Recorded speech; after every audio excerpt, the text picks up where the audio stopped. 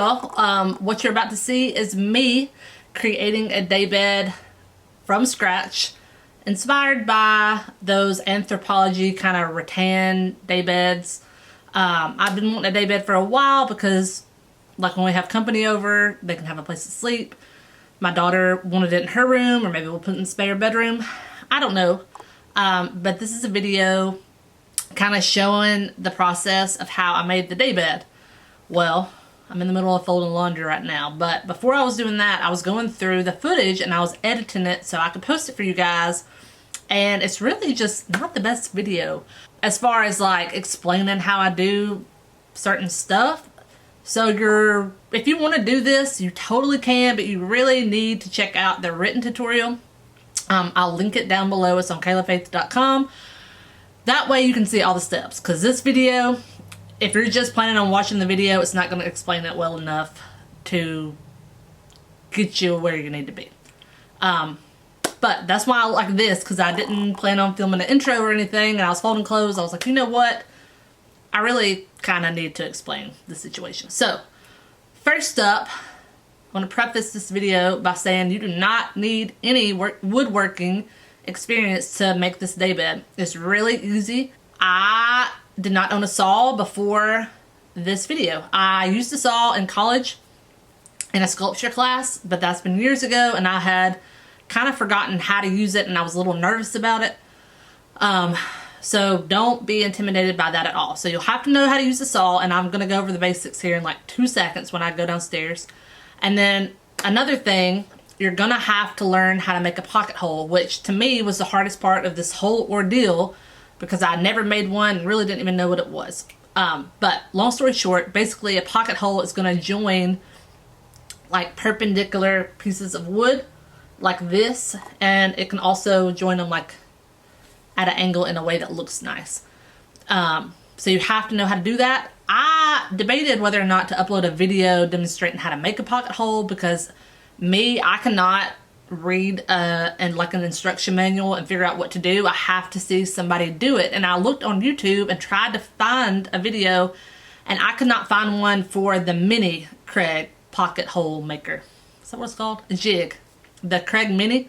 It's like a little thing about this big that makes pocket holes. You can get it for about 20 bucks. It was super simple once I got it. Like, it's nothing to it, really. And you might be like, Kayla, you're a dum-dum for not even knowing how to do this.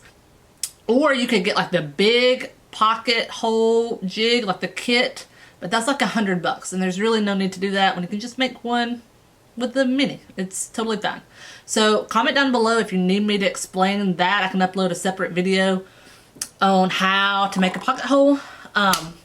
But yeah, I hope that helps. And yeah, be sure to check out the written tutorial. You need to do that.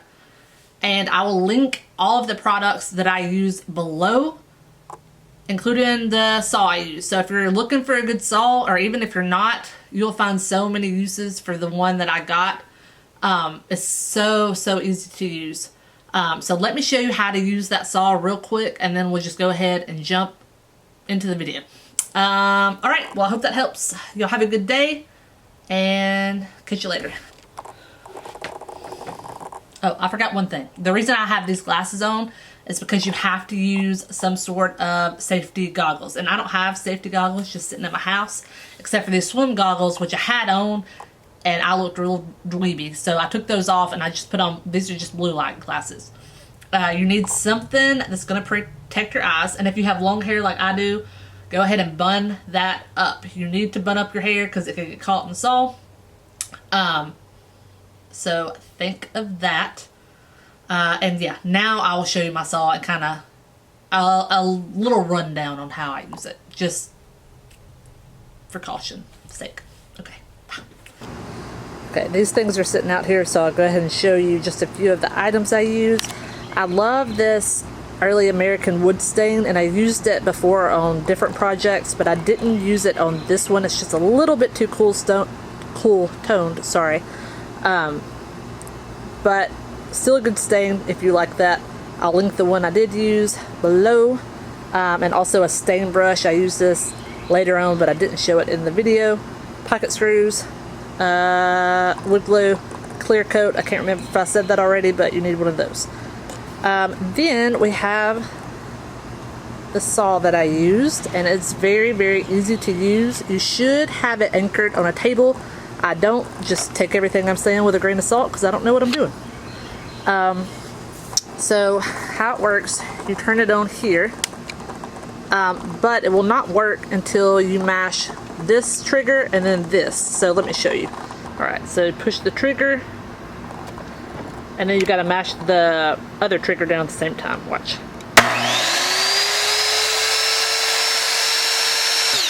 And that's how it works. There's also a blade guard right there, which makes it way more safe. So don't be intimidated by this. It cuts like a dream. It doesn't throw wood at you or anything like that. So yeah, I'll link this down below if you need a good saw.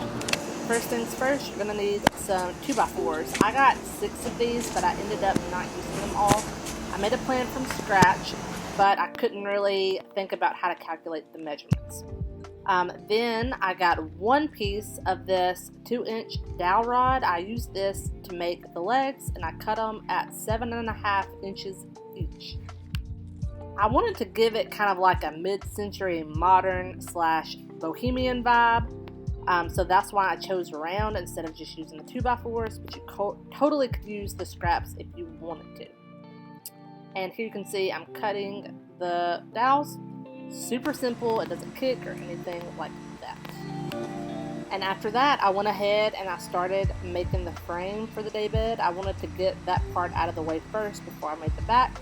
So I just measured everything, marked it with a pencil, and cut all of my pieces and assembled them with pocket holes.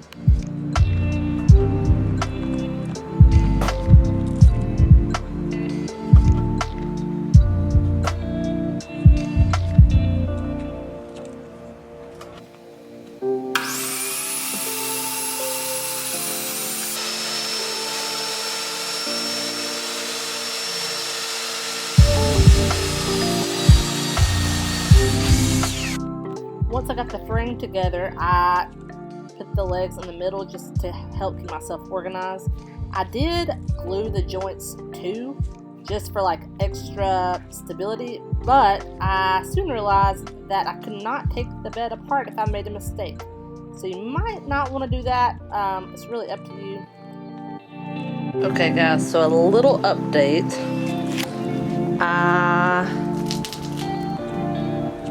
I've finished doing a bunch of dowels, and it has taken literally forever. If I would have thought about it, I would have got a piece of plywood cut and maybe glued them to the plywood and then anchored it down. But I've glued in all of the joints, so I can't just unscrew them. So it's just a little bit too late. I tried to think about it all types of different ways. Also, if I would have thought about it better, I would have probably cut this in half and made it shorter. That way it wouldn't have been so expensive. Even though I did cut these down, still I could have cut them into 4s and it would have been even cheaper. But anyway, that's where we're at. I did think of a quicker way to do it though, so I am trying this. Well, you can see better over here. I taped them and then glued them on the back, and then I can just put them up there in one solid piece, and I think that'll be way quicker. But I did cut these dowels in half. These are the well, my camera won't focus. Hold on. 1/2 inch. That's what that is. 1/2 inch dowel. And they're 4 feet long, so I cut them down to 2 feet long. After that, I have Kennedy working on the stains. It's something we kind of did after school, just as a little fun project to do together. And she really enjoyed it for the most part, I think.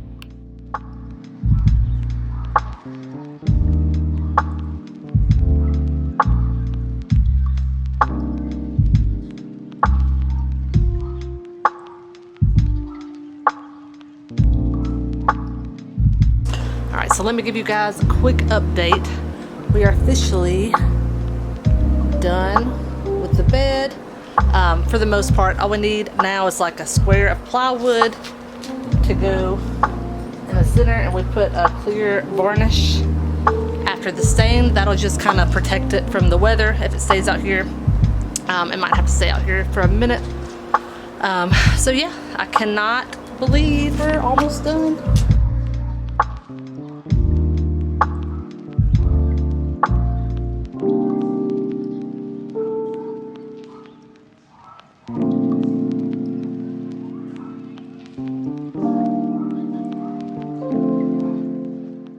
After applying the final coat of sealer, we are done.